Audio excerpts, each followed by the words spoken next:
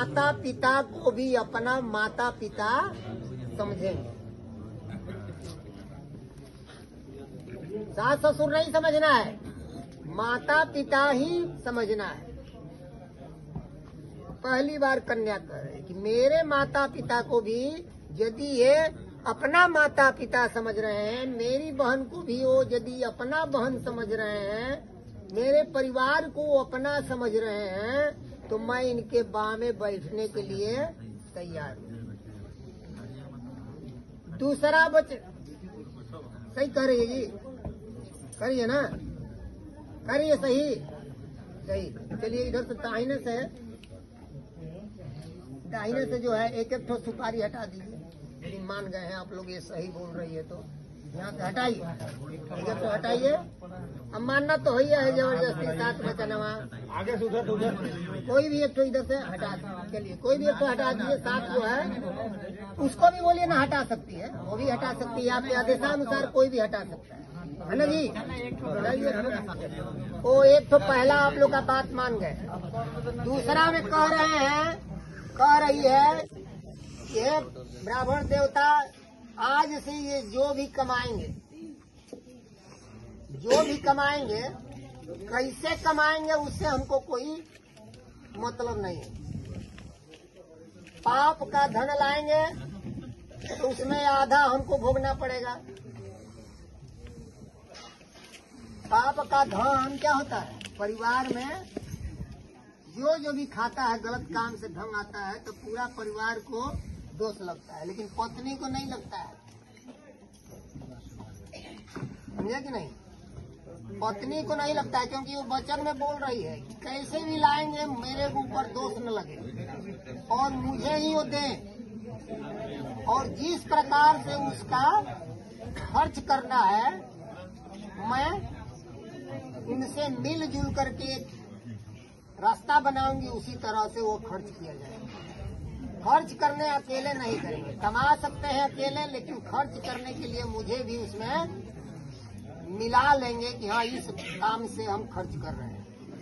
हो सकता है कुछ आवश्यकता से अधिक खर्च कर दें या मैं कम में ही चला लें, इसलिए लक्ष्मी कहा गया है।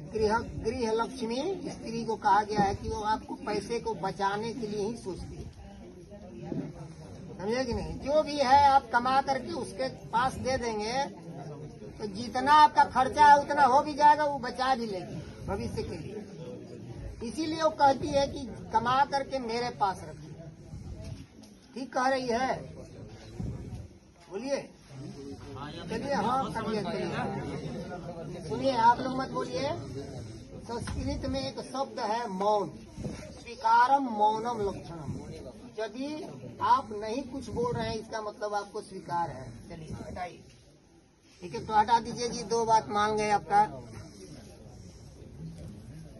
तीसरे में कह रही है, ये थोड़ा अटपटा बात कह रही है, लेकिन उसके हिसाब से अच्छा ही कह रही है। कह रही है क्या कि आप कहीं चल जाएंगे अपना घर छोड़ के, ना वहाँ सास है, ना ननद है, ना देवर है, अकेले छोड़ दिए हैं हमको घर में, और कोई उनका दोस्त यार आ जाए, मित्र होता है ना जी, कहीं अलग कमाने गए हैं, वहाँ स्त्री को साथ में ले गए हैं, अपने गए हैं उधर, चले कोई गेस्ट पहुंच गया घर में, ये तो पहचानती नहीं है। तो यदि उस दोस्त का अनादर हो जाए, अनादर मतलब पानी के लिए नहीं पूछे, अंदर घुसने के लिए नहीं पूछे, कह दे कि नहीं वो नहीं है, वो आएंगे तो आइएगा, ऐसा भी बोल सकती है ना जी, तो आपको कष्ट नहीं होना चाहिए, क्योंकि आप उसको फिर शिकायत नहीं करिएगा, क्योंकि आप हैं तो ठीक है, आप नहीं है तो हो सकता है वो पानी नहीं पूछे, दरवाजा ही नहीं खोले, तो इसमें इसका दोष कोई नहीं है। समझ रहे हैं? यह किसी भी आपके मित्र को तो पहचानती नहीं है, कोई घर में है नहीं है, तो यह आपका सेवा भाव में तत्पर नहीं होगी, इसलिए ये पहले ही कह रही है। सही कह रही है। बोलिए, कोई है नहीं है घर में, और आपका कोई उसको जो अनजान आदमी है, पहचानता ही नहीं है, तो क्यों खोलेगी? कितनों आपका बोलेगा कि हाँ वो आएंगे तो आइएगा, यही ना बोल सकती है। ये नहीं कि अब चाय पूछने लगे कि हाँ हमारे पति के मित्र है तो चाय पानी पूछने लगेगी, समझे कि नहीं? तो ये समाज है, ये समाज में नाना प्रकार के मुख से बोलने वाले लोग हैं। आपकी पत्नी कितनों अच्छी है, लेकिन यदि इस प्रकार की प्रतिक्रिया करती है तो आस पड़ोस को अच्छा नहीं लगता। इसलिए गृह में मतभेद होने लगते हैं, इसलिए वो पहले ही क्षमा मांग रही है आपसे कि हमको इसमें दोष मत दीजिए। ठीक है, चलिए तीसरा हटाइए। अब देखिए चौथा वचन वो कह रही है कि हे ब्राह्मण देव, इनसे पूछ लीजिए कि मेरे घर वालों से यदि इनका मनमुटाव हो, चाहे इनके पिताजी का मनमुटाव हो जाता है ना संधि संधि में जी, मनमुटाव हो, उससे हमको कोई मतलब नहीं है। यदि मेरे घर में मेरी माँ यदि बुला दे मुझको और ये कहीं गए हैं, इनका फोन भी नहीं लग रहा है, और अकस्मात हमको माँ से कोई ऐसा समाचार सुन लिए हैं कि उससे मिलना हो, तो बिना बुलाए अगर भाई लोग भाभी लोग नहीं भी बुलाएगा हैं, तब भी हम चले जाएंगे तो हमें कष्ट नहीं देंगे, गुस्सा नहीं करेंगे, क्योंकि माँ के लिए हम ये वचन स्वीकार करवाते हैं। समझे कि नहीं? ऐसा भी होता है कि कोई नहीं पूछता है, लेकिन फिर भी आप भैया नहीं है, आपसे पूछ के तो हर काम करना है, लेकिन आप नहीं है कहीं, अकस्मात अगर उसको अपने माँ घर में माँ से मिलने जाना हो तो आप उसमें गुस्सा और क्रोध नहीं करना है। चलिए ये हो गया, हटाइए। जय श्री राम। अब कह रही है, पहले के जमाना में था धर्म का काम कुआं खुनवाना, समझे कि नहीं? कुआं खुनवाना, मंदिर बनवाना, यज्ञ करवाना, ये सब धार्मिक काम है, पेड़ लगवाना। तो कह रही है कि यदि आप कोई भी धार्मिक तालाब वगैरह खुनवाना, कोई भी धार्मिक कार्य करेंगे तो अकेले नहीं करें। कोई भी धार्मिक पाप के लिए आपको स्वतंत्र कर दिया है कि अगर आपको पाप करके कमा के लाना है, उसमें हम भागीदार नहीं है, समझे कि नहीं? लेकिन ये जो कर्म करेगी उसमें पुरुष भागीदार है। स्त्री अगर कोई पाप करती है तो पुरुष को आधा लगता है, क्योंकि उसी के अधीन होती है, और पुरुष कोई पाप करता है तो स्त्री को नहीं लगता है, क्योंकि वो पुरुष जो है स्वतंत्र होता है, वो अपना मर्जी से कर रहा है, उस किसी के बंधन में नहीं कर रहा है। लेकिन स्त्री बंधन में रहती है, इसलिए स्त्री का कोई भी काम करेगा पुरुष को भी लगता है। इसीलिए पुरुष को हमेशा सावधान रहना चाहिए कि अपनी स्त्री के सारे अरमानों को पूरा करते रहे, उसे किसी प्रकार का कोई कष्ट न हो। इस प्रकार से कह रही है कि जितने भी धार्मिक अनुष्ठान हैं, यज्ञ इत्यादि पूजा पाठ, हमको अपने बाएं भाग में स्थान देंगे पूजा में, तो मैं इनकी स्त्री बनूंगी। अकेले पूजा पाठ धर्म नहीं करिए, अकेले नहीं होता है ना जी, इसलिए पहले से वो मांग रही। सही बात है, अकेले नहीं होता है। सीता जी वनवास चल गई थी तो सीता जी बनवाना पड़ा सोना को, अश्वमेध यज्ञ करने के लिए भगवान राम को। सही बात है, बिल्कुल सही बात। हाँ, तो बिना स्त्री का कोई भी पूजा नहीं होता है। 5 वचन हो गया।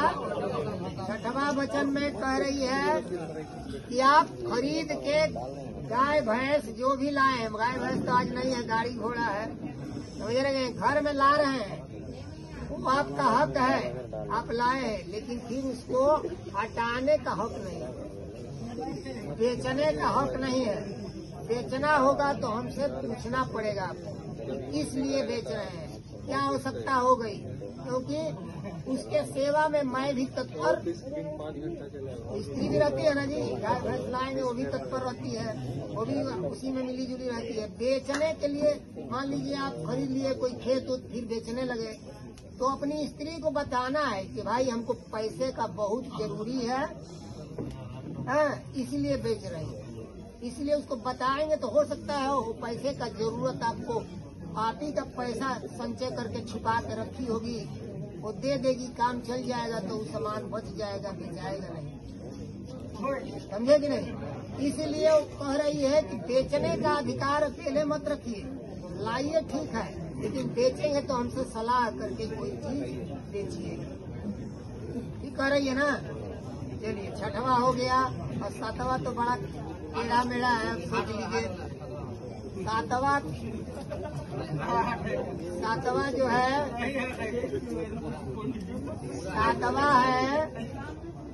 सातवां वचन में कह रही है कि इतना समाज के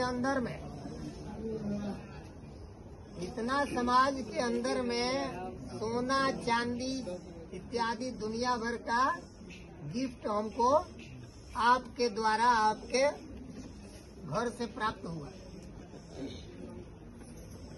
समझे कि नहीं?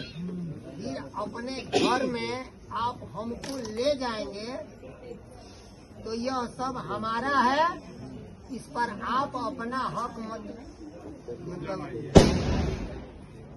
है कि हम बहन का शादी करने जा रहे हैं, दे दो तुम्हारा वाला, अभी पैसा नहीं है, ये नहीं, ये अपना सुहाग का वस्तु है, ये मैं नहीं दूंगी, ये मेरा हक है, मुझे गिफ्ट मिला है। समझे कि नहीं? इस पर आप अपना हक, बहुत लोग कहता है कि चलो लड़का को दे दिए हैं, वहाँ चढ़ा दिया, 10 आदमी देख लिया, फिर तो समझना हमारे घर में आएगा, तो यह भी सोचना सोच के चढ़ाता है। इसलिए यहाँ पर इस मंडप में इतने लोगों के समक्ष में वो कह रही कि जो उपहार उसको मिला है, सोना चांदी आभूषण इत्यादि, वो सिर्फ उसका हक है, उस पर आपका कोई सुहाग का चीज है। हो गया। बोले शंकर भगवान की जय। अब बेचारा 7 वर जो था, 7 वचन तो मान लिया। बोला पंडित जी कि आप एक तरफा बात बोलते हैं, आप एक तरफा बात तो नहीं होगा, हमारा भी 5 वचन यदि वो मानेगी तो मैं उसे अपने बाएं बैठाऊंगा। वो 7 वचन मनवाती है और वर पक्ष जो है 5 वचन ही मनवा रहा है। बोल रहा है कि 5 को मान जाए, है तो हम इसको अपनी स्त्री बनाने के लिए तैयार है। पहला कहता है कि स्त्रियों का सबसे ऊंचा कोई स्थान है, वो उसका पति का होता है। सबसे ऊंचा कोई भी स्थान है वो उसका पति का होता है, और पत्नी को हमेशा अपने पति के लिए मैंने पति के मन अंतरात्मा को भी पहचानने की दृष्टि रखना चाहिए। मेरा पति क्या चाहिए, क्योंकि उसका नाम सेविका में हो जाता है, सेवक में हो जाता है। सेवक आदेश का पालन नहीं करता है। इस तरह से यह यदि मेरे अनुकूल रहेगी, मेरे मन के अनुकूल रहेगी, तो मैं इसे अपने बाएं बैठाऊंगा। मन के अनुकूल यानी बिना बताए इसे समझ में आ जाए कि मुझे कब क्या चाहिए, कितना बजे मैं घर से निकलता हूँ, काम में जाता हूँ, कितना बजे आता हूँ, क्या करता हूँ, उसके मेरे रूटीन को ये ठीक से समझ जाए। उतना बजे नाश्ता तैयार रहना चाहिए, उतना बजे पानी तैयार रहना चाहिए। ये सब जो है इसे बताना मत पड़े, ये मेरे मन के अनुकूल हो, तब तो ये मेरे बाम मांगी बन सकती है। सही बोल रही है जी, सही बोल रहा है लड़का। ये होना चाहिए कि नहीं स्त्रियों में? स्त्रियों में ये गुण होना चाहिए। मौनम स्वीकारम लक्षणम। चलिए तो मान गई। पहले एक तो हटाइए, 5 को बना लीजिए। 5 को में से एक को हटाइए, एक को मान गई, आप ही हटा दीजिए। चलिए ना, 5 को मनवाना है, 4 को है। दूसरा में कह रहा है वो लड़का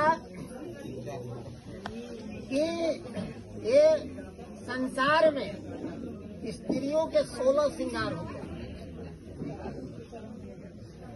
अभी बोल देंगे तो बहुत स्त्री लोग चिढ़ जाती है, लेकिन बोलना ही है, समझे कि नहीं।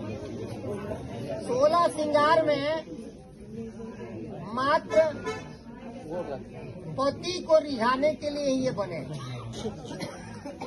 16 श्रृंगार जो है, जो भी है उसका, वो श्रृंगार सब पति को, अपने पति को रिझाने के लिए बना। यदि उसका पति कहीं प्रवेश चल जाता है, प्रदेश में चला जाता है, घूमने चला जाता है, बहुत दिनों के बाद आने वाला है, तो उसे इस 16 श्रृंगार करने का कोई हक नहीं। वह साधारण वेशभूषा में, सिंदूर चूड़ी में ही उसे रहना चाहिए। ये शाश्वत बात है, समझ रहे हैं। यदि उसका पति नहीं है, कहीं नहीं गया है, तो आवश्यकता से अधिक यदि यह श्रृंगार नहीं करेगी, तब तो मैं इसे बाएं बैठाऊंगा। श्रृंगार किसके लिए होता है? श्रृंगार अपने पति को ही रिझाने के लिए बना। साधारण वेशभूषा में ही आपको रहना चाहिए जब आपका पति। कीजिए ना, 8वां भी तो बताइए। हाँ, चलिए 8वां भी बता दीजिए कि जो भी आगे पहले ब्राह्मण को दान कीजिए, उसका बाद घर में खाइए। नहीं बताएं, वो नहीं लिखा है। लिखा के हम हर घर में देखे हैं, ब्राह्मण हर घर में जाता है। आप ही नंबर लगाइए पहले। चलिए उसके बाद कह रहा है कि मेरे घर में मेरे छोटे भाई को अपना भाई, मेरी बहन को अपनी बहन, मेरी माँ को अपनी माँ और मेरे पिता को अपना पिता मानकर यदि ये मेरे घर में रहेगी, सुख पूर्वक रहेगी, इस घर को अपना घर समझ कर रहेगी, तो मैं इसे बामांगी बनाऊंगा। चलिए आपको जाने मत करिए, सब जान गया है सब। अध्याय समाप्त हो गया। शंकर भगवान की। बजा देखिए फोटो